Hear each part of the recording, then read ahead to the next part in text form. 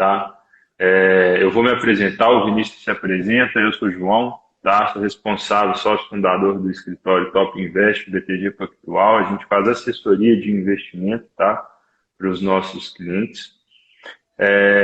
E convidamos hoje o Vinícius. O Vinícius aí é fundador da IG Financial Group, tem um know-how gigante aí em offshore, né? Vai contar para a gente aí e passar tudo que ele sabe desse assunto, Vinícius. Fala um pouquinho aí, resumidamente, de você, se apresenta e a gente começa o bate-papo aí com o pessoal.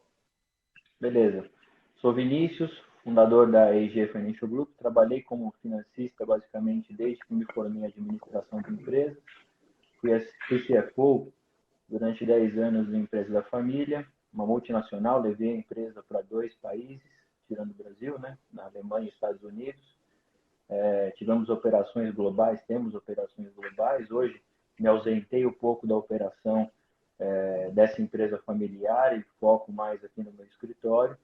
E nesse meio tempo fui conhecendo muita gente, aprendendo muito, gerando muito networking, especialmente com as instituições financeiras nos Estados Unidos e na Europa.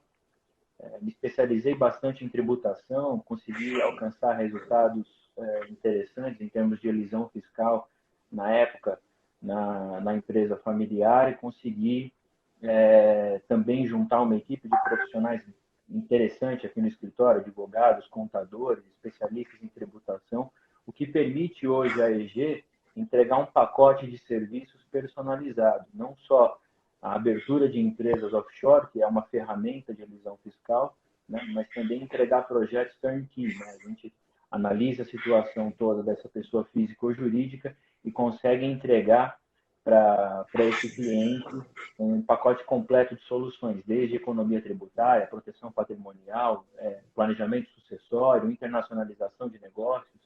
Então, hoje aqui o escritório basicamente atua com planejamento patrimonial, é o principal carro-chefe, mas a gente, como você sabe, trabalha aí em parceria com alguns escritórios, você é um deles, né? Então, consegue oferecer basicamente uma solução completa. O pessoal chega com um problema e sai daqui já fazendo câmbio, basicamente todas as questões inerentes, né, ao patrimônio a gente consegue atender aqui no escritório. São hoje 21 Legal. países que a gente consegue incorporar empresas, incluindo os Estados Unidos. Para incorporar empresas aqui na EG é muito simples, são preenchimentos de formulários curtos, uma cópia notarizada ou autenticada do passaporte e um comprovante de residência já permite você ter uma empresa no Legal. exterior. Bacana demais aí, pessoal. Entenderam o porquê do convidado, né? O currículo é extenso, o cara tem bastante conhecimento aí de offshore, de gestão de patrimônio internacional e vai contribuir bastante.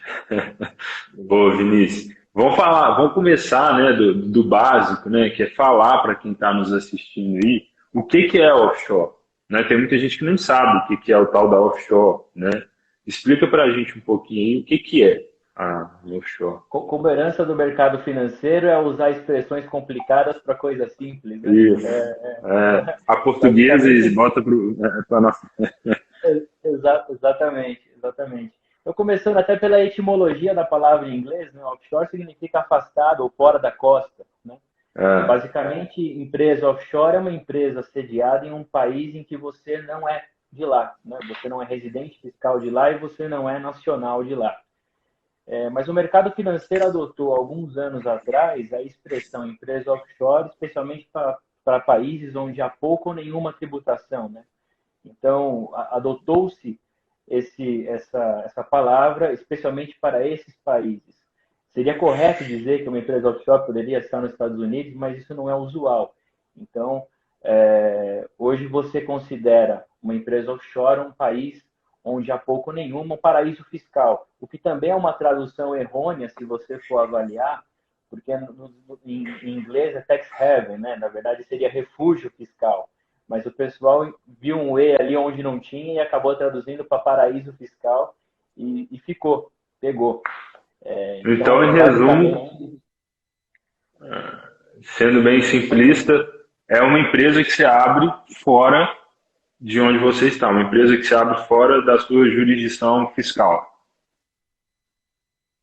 Perfeito, certo? mas o mercado adota uma empresa offshore, uma empresa que está fora da jurisdição onde você está, que seja paraíso fiscal, que tenha um regime de tributação diferenciado ou isento de tributação. Legal, perfeito. Acho que tá bem claro. Aí, pessoal, lembrando assim, se alguém tiver alguma dúvida aí no nosso processo, no nosso bate-papo, manda aí no chat que a gente vai respondendo. E para a gente dar seguimento, acho que seria legal a gente falar sobre os mitos, né? Os mitos de offshore. Acho que a gente tem que desmistificar um pouquinho aí essa questão de talvez ilegalidade, etc. Fala um pouquinho para a gente sobre isso. Eu acho que o principal mito é a legalidade do offshore, né?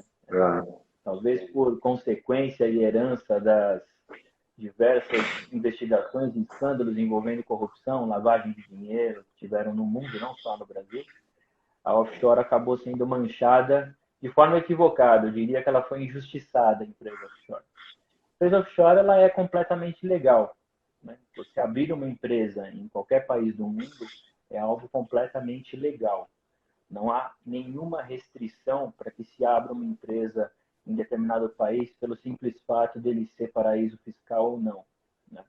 Ela é uma ferramenta poderosa, é um veículo de investimento na realidade, e isso acaba atraindo muito dinheiro ilícito, e isso acabou contaminando um pouco a empresa offshore como um todo. Né? A palavra offshore acabou ficando carregada erroneamente por conta disso.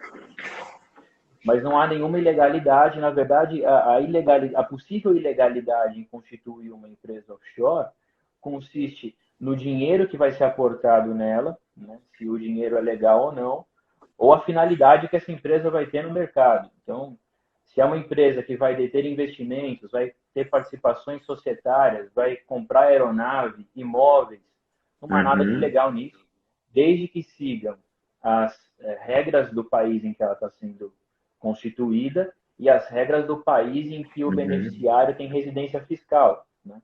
A gente pode falar um pouco mais adiante disso, mas aqui no Brasil você é obrigado a declarar a empresa offshore. Então, o Legal. americano é a mesma coisa, os europeus é a mesma coisa. Então, os países querem saber se você tem participações societárias em empresas em outros locais. Isso sim, Legal. talvez acarretaria algum tipo de legalidade. Você não declarar, você omitir receita, você omitir participações. Uhum. Mas constituir a empresa offshore, buscar dentro da legalidade uma elisão fiscal, uma economia tributária, não tem nenhuma ilegalidade nisso. Legal. Então, voltando até para as pessoas que entraram aí agora, a gente tem o Alexandre entrando, Danilo, Joana, André. Offshore, basicamente, é uma empresa que você abre fora do seu país, sendo bem simplista. Não existe nada de ilegal nisso, pelo contrário, é totalmente legal fazer isso. É um mito essa ilegalidade gerada por circunstâncias do passado e aí, etc., que a gente acabou carregando isso. E eu acho que para a gente, né, pular para o próximo tema aí, para uma próxima pergunta, assim, a gente tá, a offshore abriu uma empresa fora do país que você está, ela não é ilegal, pelo contrário, mas onde normalmente se toma a decisão de abrir uma offshore? Onde é Tá. que a E pessoa que vai abrir a empresa normalmente usa? Que lugar usa? Como é que isso funciona normalmente? E até com relação à legalidade, João, só para a gente, né, me veio uma coisa na cabeça e talvez seja útil para quem está assistindo a gente. Os países estão muito preocupados com essa fama que a offshore construiu. Se você vê os esforços, especialmente das ilhas ali no Caribe, para que tenha cada vez mais compliance, know your client, todas essas questões no momento da abertura e também na manutenção dessa empresa, os questionamentos que são feitos, é justamente para evitar, né, que se degrina tanto a imagem como foi feito ao longo dos últimos anos aí por conta desses escândalos todos internacionais. Terrorismo também é uma preocupação, não aqui no Brasil, né, mas nos Estados Unidos especialmente. Então, existe um esforço muito grande de trazer mais segurança jurídica para quem decide incorporar uma empresa e também para o mercado financeiro como um todo. Um banco que aceita abrir uma conta para uma BVI, para uma empresa nas Bahamas, como o próprio BTG faz, né? Você hoje consegue abrir uma conta em Miami lá com o pessoal de uma empresa offshore sem grande dificuldade, justamente por conta também desses esforços desse país em manter essa documentação ok e saber quem está por trás disso. Né? Exatamente. E quais os lugares, assim, se a gente pensar em locais, assim, quais países normalmente, ou estados americanos, o pessoal normalmente usa para abrir? Quais são as possibilidades também? A gente só pode abrir em paraíso fiscal, ou a gente, né, fala um pouquinho sobre isso aí. O que mais se procura são os paraísos fiscais padrões, né? Bahamas, Ilhas Virgens Britânicas. Hoje mesmo tivemos algumas incorporações aqui de Ilhas Virgens Britânicas. Suíça tem caído bastante, mas de vez em quando tem procura. Luxemburgo, Singapura, Hong Kong, né? São países tradicionais em termos de estruturação offshore. Delaware, apesar de não ser bem um paraíso fiscal, tem uma procura Delaware é um estado americano, né? É um estado americano, Delaware. exatamente. Está localizado entre Washington e Washington DC, eu digo, né, na costa leste. Washington DC e Nova York. É um estado onde não há escrituração pública, então não tem como checar quem está por trás dessa empresa, não fica disponível para o público checar quem são os beneficiários dessa empresa. E uma vantagem que tem perante outros estados, Nevada é a mesma situação, não tem tributação estadual. Né? Então essa é uma grande vantagem. Você está sujeito às tributações federais, mas você está isento de tributação estadual. Para quem precisa ter uma empresa nos Estados Unidos, eu diria que disparado é a melhor opção dentro da América. Tá? Para investimentos estrangeiros, para atuar como holding, aí eu diria que tem jurisdições mais interessantes. Mas você tem uma empresa no território americano, é algo que te traz segurança jurídica, boa visibilidade, tem uma série de questões aí que a gente tem percebido bastante procura já há algum tempo de Delaware, né? E só cresce, aumenta muito essa procura. Legal. Então, são basicamente esses países, né? Você tem aí, tirando Delaware, que é um estado americano, como você bem disse, e não é um paraíso fiscal, você tem as outras jurisdições padrões. Então, Ilhas Virgens Britânicas, Panamá, Suíça, Luxemburgo, Singapura, Hong Kong, né? Basicamente esses locais. Legal, tá claro. Então a gente consegue abrir, né, a empresa em basicamente todos os continentes, podemos dizer dessa forma, né? Exatamente. Até na África, né? A gente abre empresa hoje em Seychelles também, né? Na África, que também Exato. É um paraíso fiscal. Então a gente consegue hoje incorporar empresas nesses territórios que eu te disse, em basicamente de 7 a 10 dias, tá? Tendo toda a documentação preparada, enfim, todos os passaportes apostilados, notarizados, né, reconhecido em cartório, que seja, se for aqui no Brasil, e um comprovante de residência, a gente consegue, com muita agilidade, abrir uma empresa hoje offshore. A gente tem empresas de prateleira também, então se você precisar de uma empresa offshore, a gente em 1, 2 dias a gente consegue preparar. O escritório compra algumas empresas e deixa na prateleira à disposição de alguns clientes que precisam dessa estrutura com mais urgência, de repente tem um serviço para receber, um comissionamento internacional, e isso fica à disposição aí se o cliente tiver uma urgência um pouco maior. Mas basicamente o prazo é o mesmo. Tirando Estados Unidos, que demora um pouco mais, devido ao IRS, né, a Receita Americana emitiu o Employer Number, que seria similar ao CNPJ, dentro de 10 semanas, 12 semanas. Os outros locais, como são paraísos fiscais e você não tem um número de identificação fiscal, em 7 dias, basicamente, o escritório te entrega a empresa aberta.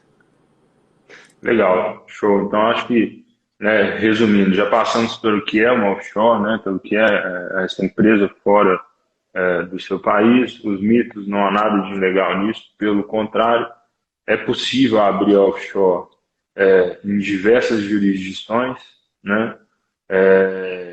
E assim, pensando sobre isso, né, o que leva, né, vamos pensar agora na decisão, né? A gente já entendeu o que é offshore, a gente já desmistificou essa questão da offshore, da ilegalidade, já entendeu que é possível abrir essa offshore em vários locais.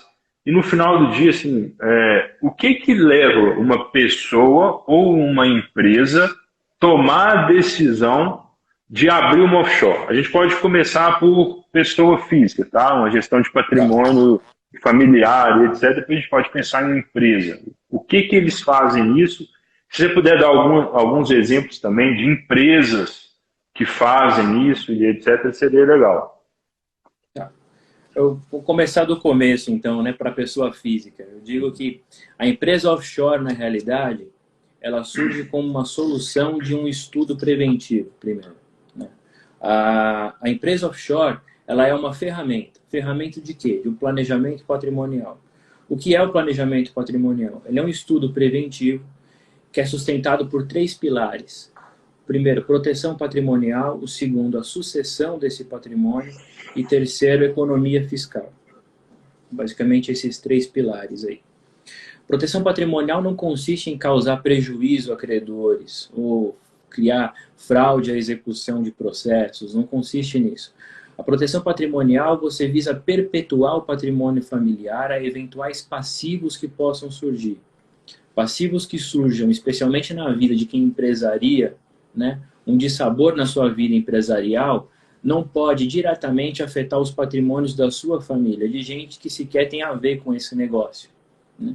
E a gente Vamos lá, então. Deixa eu pegar, vamos ver se eu entendi. O empresário, né? Um empresário que tem uma empresa no ramo de construção civil, ele tem lá 1.000 obras espalhadas pelo Brasil, 10 mil funcionários, e a gente sabe que a jurisdição no Brasil, como é, principalmente trabalhista. Via de regra, ele vai ter processos, ele pode ter algum problema jurídico e etc. E ele tem um patrimônio já considerável, né, dele e família, e pelo que eu entendi, esse primeiro ponto é inteligente ele tomar a decisão de abrir uma offshore para poder blindar uma parte do patrimônio dele de todos esses problemas que podem incorrer na vida empresarial dele, familiar. Acho que seria por aí. Aí talvez ele tomaria uma decisão de abrir uma offshore, pegaria uma parte desse patrimônio e colocaria ele investido fora do país. É isso? Perfeito. Perfeito. A ideia, na realidade, é trabalhar um pouco com aquele conceito que os advogados já usualmente fazem, que é aquela questão da holding patrimonial ou holding familiar, cada um chama de uma forma, né? É você limitar a responsabilidade civil em cima daquele patrimônio, você tirar o patrimônio da pessoa física, passar para uma pessoa jurídica. Mas não só isso, a offshore, na realidade, você está mudando a jurisdição. Então, você está trazendo um novo ordenamento jurídico para aquele patrimônio ali. Então, você tem aqui o Brasil, que é civil law, você está indo para um país, por exemplo, que vamos falar das Ilhas Virgens Britânicas, está indo para um país de common law. Então, se você tiver algum problema aqui no Brasil, na sua pessoa física, não estou dizendo, o propósito não é que você pegue e blinde esse patrimônio para causar prejuízo a credores, a ideia não é essa, mas é você não deixar o seu patrimônio à disposição do judiciário como se ele fosse daquela empresa que está com problema, enfim, criar uma camada de proteção para evitar que esse patrimônio seja diluído por eventuais problemas que não são inerentes ao patrimônio, mas sim à atividade profissional desse empresário, como você disse, da construção civil ou de outro ramo de negócio que seja.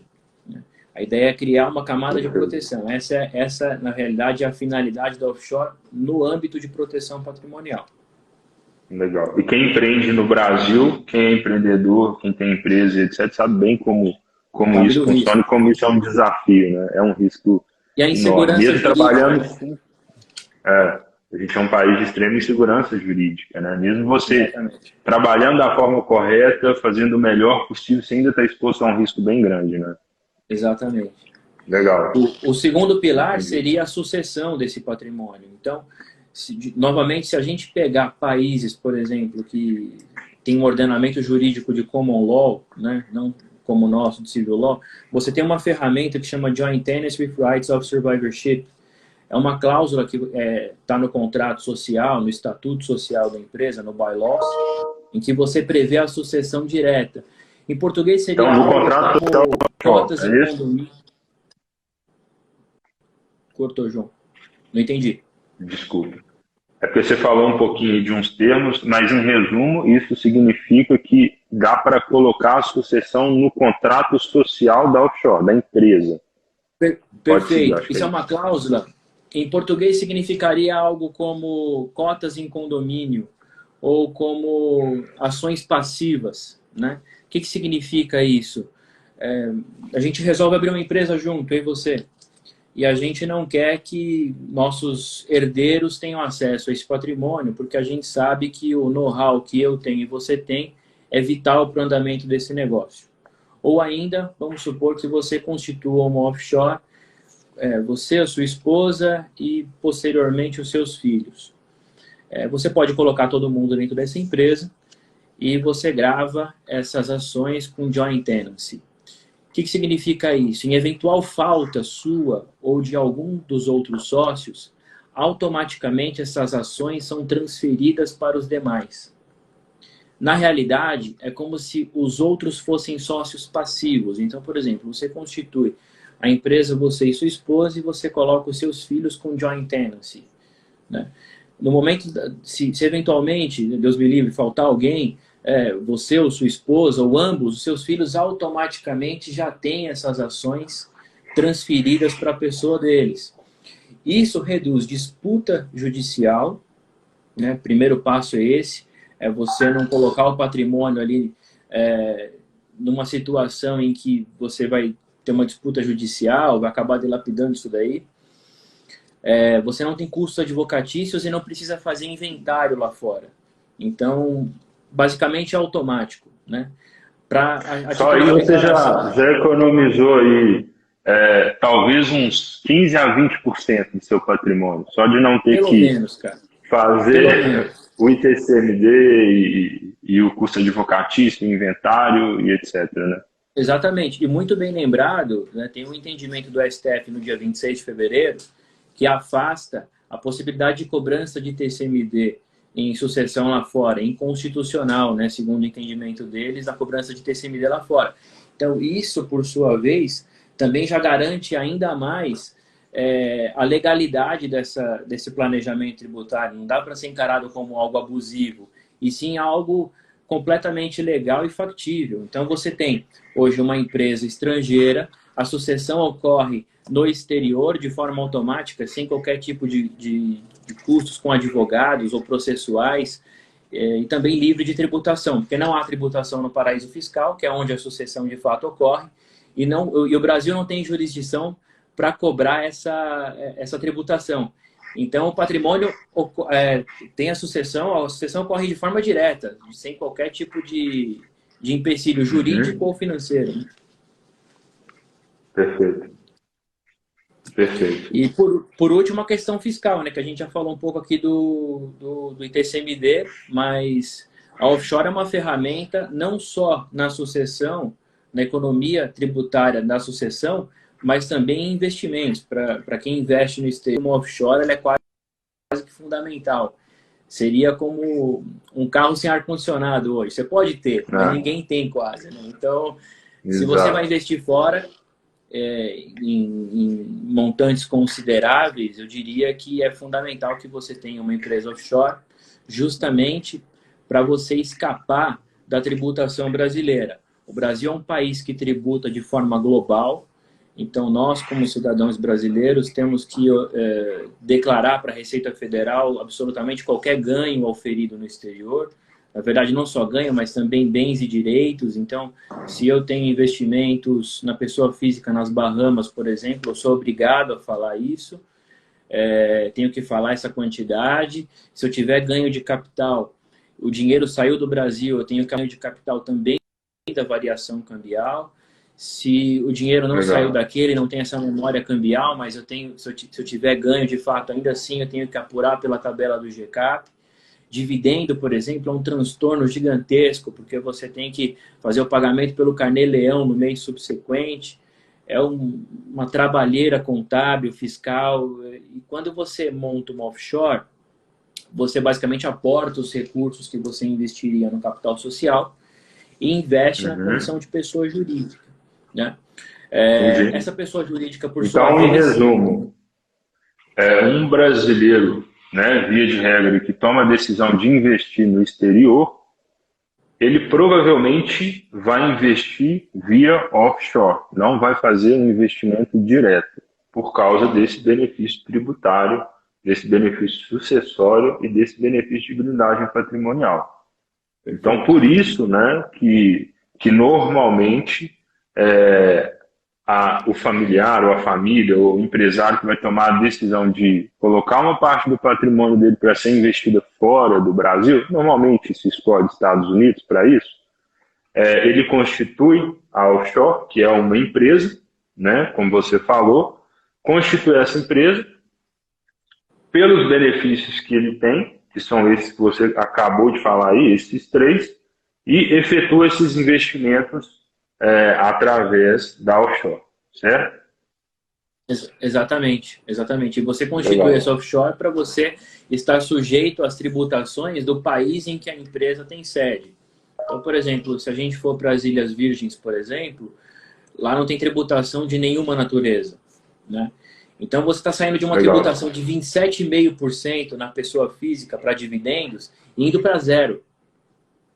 Se você pegar milhares de dólares aplicados ali, deixar de ser tributado em 27,5%, é uma diferença gigantesca. Ao longo dos anos, isso pode significar um zero a mais na conta, né? Perfeito. Então, é uma diferença brutal e que, às vezes, talvez até pelo nome, que assusta um pouco, ou por as pessoas não terem noção de que não é algo ilegal ou algo tão complicado de ser feito, que é simples abrir uma empresa, e acaba investindo na pessoa física e deixando muito dinheiro na mesa. Essa é a realidade, né? O investimento acaba não sendo tão atraente como de fato era, por conta de uma tributação exacerbada que a gente tem aqui. Legal. Então, o fato se aquela pessoa que está fazendo um planejamento patrimonial do patrimônio dela, estudando aquele patrimônio como um todo, acho que, via de regra, considerar um investimento fora do país é bem palpável, é bem cabível, e ele provavelmente vai buscar um mecanismo de offshore para fazer isso, né? E pessoa jurídica, né? Existem empresas também que procuram abrir a offshore, né?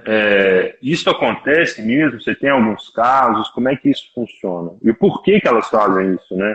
A pessoa jurídica, qual o benefício? Acho que a primeira razão para uma pessoa jurídica querer abrir uma offshore, João, é utilizá-la como veículo de investimento. O primeiro passo é esse. O primeiro motivo é esse, eu diria. Você constitui uma empresa offshore para atuar como holding da sua empresa no Brasil, por exemplo. Vamos supor que você está num processo de internacionalização e você quer abrir uma empresa também nos Estados Unidos.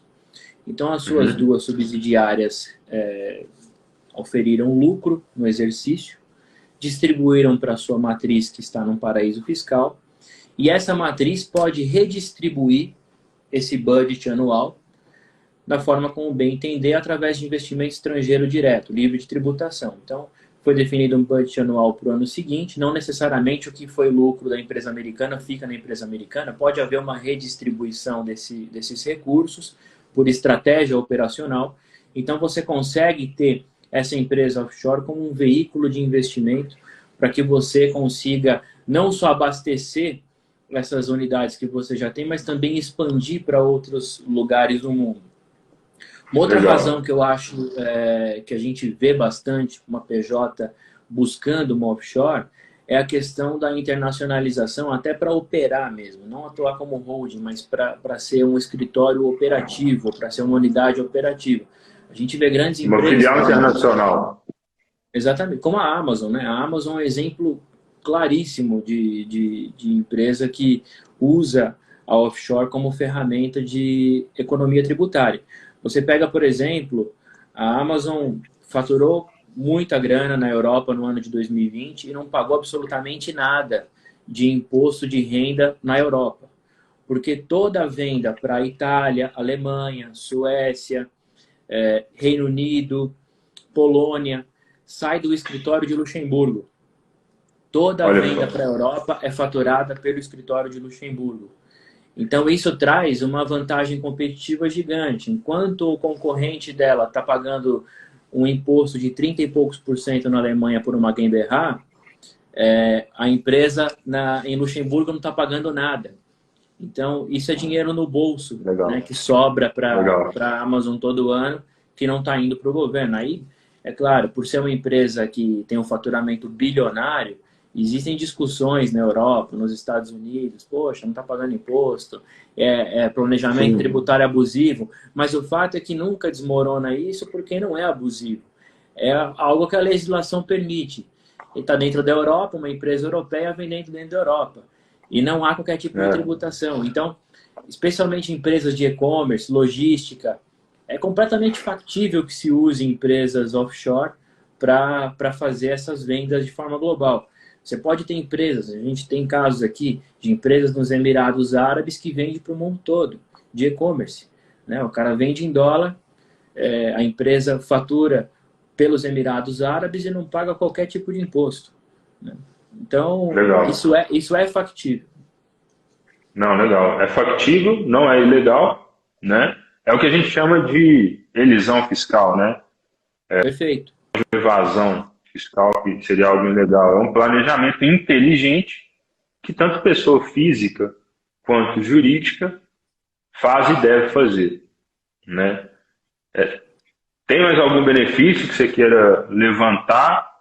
Ou a gente poderia começar a falar um pouquinho sobre a questão de que né, a gente vê muito esse questionamento. E aí, eu fiz uma offshore, investi lá fora e etc. E eu preciso declarar isso no Brasil? Eu tenho que declarar isso? Como é que eu vou declarar que eu estou investindo lá fora? E agora? Como é que eu vou me dar com a receita brasileira aqui? Só antes de responder a tua pergunta, eu peguei aqui os dados aqui, eu tinha anotado. A Amazon teve uma receita de vendas de 44 bilhões de euros na Europa em 2020 e não pagou €1 de imposto de renda na Europa. Olha isso, cara. Tá? Olha isso. Olha, pensa o benefício de concorrência que ela não tem, né? Exatamente. O concorrente dela provavelmente está pagando, né? Se ela vender 10% mais barato, ainda assim ela põe muito mais grana no bolso porque ela não está pagando nada, né? Então... Exatamente.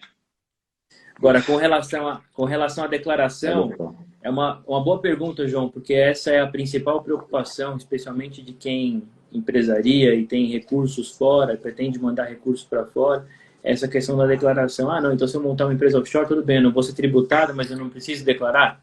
Precisa, né? Precisa. Qualquer bens e direitos precisam ser declarados no exterior. Então, se você tem uma empresa offshore, você tem que declarar ela pelo custo de aquisição. Vamos supor que você integralizou hoje lá $1 milhão na sua empresa offshore e você tem um câmbio referencial de 5,21. Então, você integralizou 5.210.000 na data tal para constituir uma empresa nas Bahamas, por exemplo. Isso tem que ser apontado na sua declaração. Exatamente. E eu falei de 1 milhão justamente porque se você tem acima de $1 milhão, você está sujeito a entregar a DCBE, a Declaração de Capitais Brasileiros no Exterior, para o Banco Central, né, informando que você tem esses recursos lá fora. Eram $100 mil, aí teve uma alteração agora, só é obrigatório que se entregue essa declaração acima de $1 milhão. Legal. Perfeito, está entendido. Então, não é legal, tem vários benefícios e você deve sim, deve declarar no seu imposto de renda aqui no Brasil sem nenhuma ilegalidade.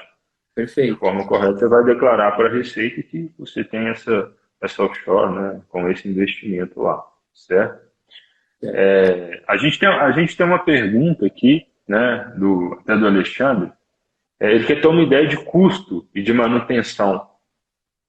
Acho que ele deve estar pensando, vamos abrir uma empresa lá fora, etc. Mas isso deve ter custo, né? Será que tem que ter contador, igual a gente tem aqui no Brasil? Tem que pagar todo mês um contador dessa empresa? Fala um pouquinho disso aí. Contador, às vezes, é uma dor de cabeça no próprio país, né? Imagina fora, a pessoa se assusta um pouco. Exato. Não, contador não é necessário porque, como não tem tributo, né, você não precisa fazer contabilidade. O que, na realidade, você tem em termos de manutenção de uma empresa no exterior, são o pagamento das taxas anuais de funcionamento do governo, né? E em alguns países você tem alguns relatórios ou atas que precisam ser feitos a título de anti-lavagem de dinheiro, compliance. Então, como eu te disse, tem uma preocupação grande hoje. Se você pegar a BVI, né, as Ilhas Virgens hoje, você tem aí o ESA no final do ano, que é o relatório de substância econômica. Nesse relatório a gente tem que apontar para que você está usando essa empresa, né? Você constitui essa empresa para quê? Ela tem conta em algum banco? Ela tem imóveis? Quais imóveis? Não necessariamente você precisa detalhar, mas onde estão esses imóveis? Ah, ela tem aeronave? Qual é o registro dessa aeronave? Até para você não pegar esse avião, colocar numa offshore e o pessoal enfiar numa torre, né? Então, assim, é tudo isso para evitar problemas, né, dessa natureza. Então, a empresa offshore ela acaba sendo interessante pela confidencialidade, pela segurança jurídica que ela traz aos seus beneficiários, mas, de certa forma, ela é algo perigoso quando não utilizado corretamente, porque você pode criar uma série de problemas no mundo sem exatamente saber quem está por trás desse negócio. Então, você não precisa ter contador, mas é importante que sejam cumpridas as obrigações dos países sobre multas, pena de multas elevadíssimas. Você pega em BVI, por exemplo, como eu disse agora, se você fizer o preenchimento errado de uma declaração de substância econômica, você pode estar sujeito a uma multa de até $400 mil. Então, é preciso tomar muito cuidado com o profissional que realiza esse tipo de trabalho lá fora, né?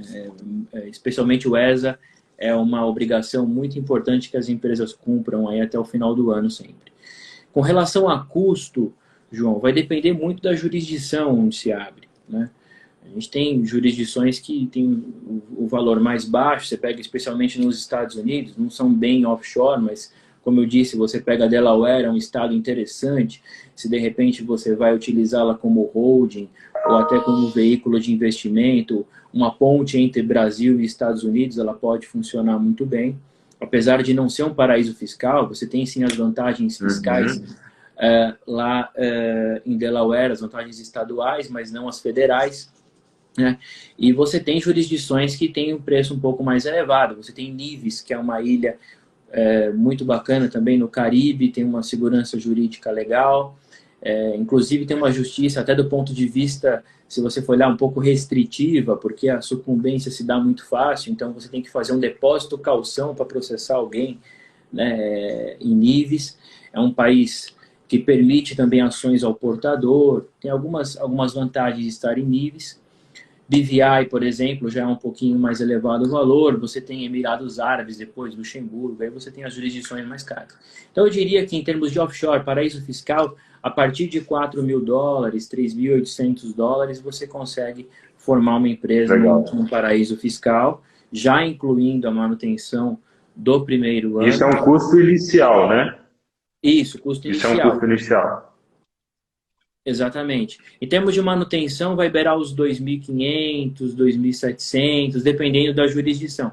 Aí, Estados Unidos, como são muitos estados, aí teria que avaliar caso a caso qual estado que a pessoa pretende incorporar. Mas Estados Unidos é mais barato, tá? Tanto para incorporar quanto para manter. Então, custaria metade disso, provavelmente. Legal. Então, óbvio, né? A depender de cada situação, o preço muda, mas em termos gerais a gente pode pensar aí uma média de $3.800 a $4 mil para uma abertura de uma offshore e uma manutenção aí de uns $2.500 ano a $3 mil, né? Que você me falou. Perfeito. Isso pode acho que respondendo bem o Alexandre, ele agradeceu ali, ó, mandou um obrigado. Imagina. Isso pode ser pago em reais, tá? A gente está tentando expandir esse meio de pagamento no cartão para o eletrônico. A gente teve alguns problemas com o chargeback, porque como a gente abre muito rápido, né, até era uma dificuldade, porque o chargeback ele pode ser dado em até 7 dias. Né? Só que a gente incorpora, às vezes, a empresa em menos tempo do que isso. A pessoa exerce o direito de arrependimento, a empresa já foi aberta. Então, o arrependimento dela demorou mais do que a própria abertura da empresa. Então, no cartão, a gente tem hoje presencial. Se você estiver em São Paulo, Você pode fazer a incorporação da sua empresa offshore em até 10 vezes no cartão sem juros, em reais, sem IOF, sem taxa de câmbio, sem absolutamente nada. Manutenção a mesma coisa, né? Então é uma facilidade aí também para não ter que fazer o pagamento em dólar ou fazer remessa. A gente tem essa possibilidade de recebimento aqui no Brasil. Não, bacana, muito bom. Eu acho que a gente está chegando assim no fim, né? Eu queria passar pelos principais pontos que a gente falou. Você quer abordar mais algum ponto? Você acha que a gente pode pegar esses pontos e você segue para uma conclusão final? Olha, eu acho que a gente passou em basicamente os principais aspectos. Eu não sei se tem mais alguma pergunta, alguém tem mais alguma dúvida com relação a não só a tributação, mas com outra forma de utilizar offshore, de repente, alguém tem uma situação aí em específico, se tiver alguma dúvida, estou à disposição para responder. Legal. Por enquanto ninguém mandou, o Vinícius, mas retomando aqui, né, para quem ficou até o final, já agradecendo o pessoal, a gente passou pelos temas, né? Seguinte, a gente, o que é uma offshore, né? Uma offshore, em termos simplistas, é uma empresa que você abre fora da sua jurisdição fiscal, fora do seu país, tá? Mitos sobre offshore. Offshore não é ilegal, offshore é 100% legal, tá? O ilegal, ela só se torna ilegal se você usar ela para ilegalidade, né? Então não existe nada de ilegal no offshore. Como qualquer empresa no Brasil, no Brasil ou exatamente, nos Estados Unidos, como tudo, né? Você pode abrir uma empresa, se você usar ela de fachada para algo ilícito, é ilegal. Mas exatamente. Se você abrir uma empresa para exercer atividades ilícitas, não há nada de ilegal. Exatamente. Locais que se pode abrir uma offshore. Então a gente pode abrir offshore, como o Vinícius falou, basicamente todos os continentes, né? A gente pode abrir nos Estados Unidos, pode abrir na Europa, pode abrir na África, Emirados Árabes, vai depender da sua necessidade, do que você está buscando, então é possível abrir em todos esses locais, tá? O que leva, né, uma pessoa a abrir a offshore, você levantou 3 pontos aí para a pessoa física, né, que é o benefício de tributário, né, o benefício de planejamento fiscal, certo? E o benefício de patrimonial, né? Acho que eu estou certo nesse proteção do patrimônio, sucessão desse patrimônio e a elisão fiscal, né? Os 3. Pode ser que você esteja buscando os 3 como apenas um ou 2 deles, né? Então, basicamente, às vezes, proteção não é tanto sua preocupação, mas economia tributária todo mundo quer, né? Eu nunca achei ninguém que gosta de pagar imposto. Então, né? Eu nunca vi ninguém. Pode ser que exista, mas eu nunca achei. Então, a economia principal dela e a sucessão. Sucessão é a segunda, né? Acho que todo mundo tem uma preocupação grande aí em como vai passar os patrimônios para os herdeiros, especialmente filhos, ou até uma outra coisa que é importante, a offshore não tem qualquer tipo de restrição a você colocar pessoas que não são herdeiros legítimos, né? Então, você pode abrir uma empresa offshore, por exemplo, com um amigo, com um primo, com um tio, né? Com qualquer pessoa, e essa pessoa teria acesso ao patrimônio igualmente aos seus herdeiros legítimos, ou, no caso da sua esposa, sua meieira, né? Não teria qualquer tipo de restrição no paraíso fiscal para incluir essas pessoas. Então, pode ser também uma ferramenta muito interessante para quem quer nomear outros beneficiários aí, além dos seus herdeiros legítimos. Legal. Então, em resumo, aquele que está buscando fazer um investimento fora do país, né, ou dolarizar o seu patrimônio e etc., vai acabar constituindo uma offshore por todos esses benefícios e executar os seus investimentos através dela, por isso que você falou. Pegamos alguns pontos aí de empresas que abrem offshore, né, basicamente filiais fora e etc., com total benefício fiscal, o objetivo de buscar uma elisão fiscal aí mais inteligente para a empresa. Você deu exemplos aí da própria Amazon, né, que deixou de pagar milhões, talvez até bilhões em impostos por ter feito esse planejamento patrimonial inteligente, está usando offshores, né, em outras jurisdições, em paraísos fiscais, para faturar. Eles têm né? algumas, né? Da Europa Exatamente. foi uma situação, mas eles têm escritórios em alguns paraísos fiscais que possibilitam Legal. fazer parte das vendas Isso, livre né? de tributação. Pô, legal. E um último ponto que a gente falou foi a necessidade de declaração, né? Tem muita gente que fala, "Ei, eu vou abrir meu shop, vou investir lá nos Estados Unidos, como é que eu vou declarar isso no meu imposto de renda? Preciso declarar? Precisa declarar. Não é um bicho de sete cabeças, né? É tranquilo de ser declarado, tem que ser declarado e não há nada de ilegal nisso, né? Então você declara no seu imposto de renda que você tem a sua offshore lá com o patrimônio que você integralizou nela. É E importante, João, que tem que ser feita a declaração só da empresa e não dos investimentos, né? Se a legal, empresa que detém os exato, investimentos, você declara só a empresa, porque os investimentos estão na condição de pessoa jurídica. exato. Você bota ele na física de volta se você distribuir lucros, né? Tiver um ganho de capital, não sei se eu estou certo. Perfeitamente, isso mesmo. Legal, legal. Cara, acho que é isso, assim, foi bem esclarecedor. Eu não, acho que ninguém tem mais dúvida, não tem ninguém no chat colocando nenhuma dúvida. Queria te agradecer demais pelo tempo aí. Foi Imagina. preciso nas respostas, ficou bem claro, foi muito bom. Obrigado aí, conta com a gente, com a Top Invest, como parceiro aí. Sucesso para você e para falar com todo mundo que acompanhou até agora.